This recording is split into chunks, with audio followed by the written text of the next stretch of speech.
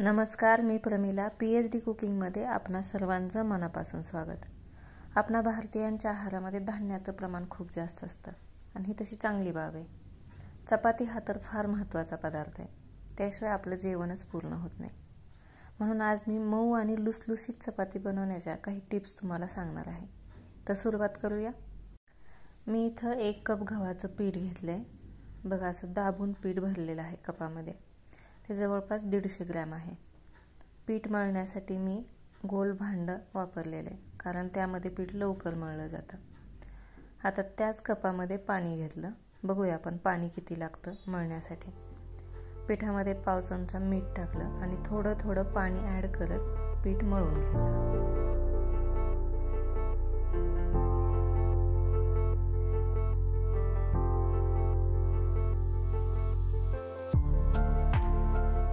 आहारशास्त्र सांगतं की शक्य झाल्यास कोंड्यासकट धान्य खावं, म्हणजे की गव्हाची जाडसर दळलेली आणि न चाळलेली कणिक.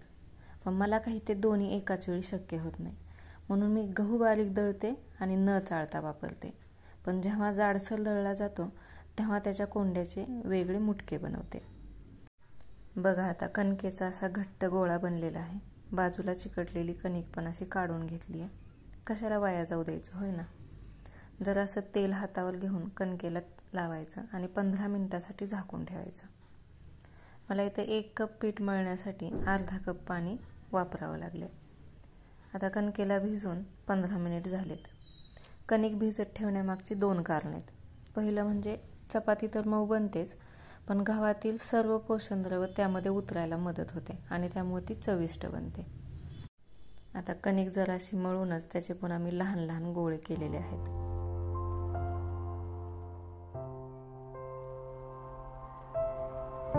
आता लहान गोळा घेऊन त्याला पीठ लावायचं आणि त्याची लहान लाटी बनवायची.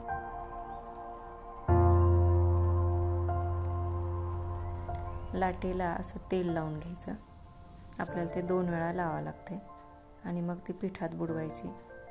आणि लाटताना आधी त्रिकोणी कडा लाटून घ्यायच्या.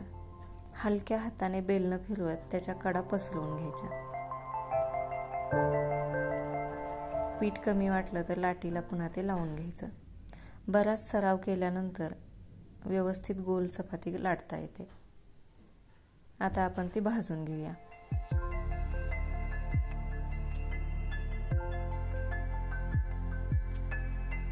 मी आधीच गॅसवर तवा गरम करायला ठेवला होता. मी हा तवा अतिशय चकचकीत कधीच घासून काढत नाही. नेहमी असा दिसेल एवढा स्वच्छ करते, नाहीतर एकदम चकचकीत तव्यावरती चपाती फार चिकटून बसते. तव्यावर जरासंच तेल टाकून घ्यायचं आणि मग चपाती टाकायची. आता गॅस फुल करायचा. लगेच चपातीला पलटी मारून घ्यायची. मग त्यावर तेल सोडायचं. चपाती पूर्ण होईपर्यंत जवळपास 3 वेळा तेल लावावं लागतं.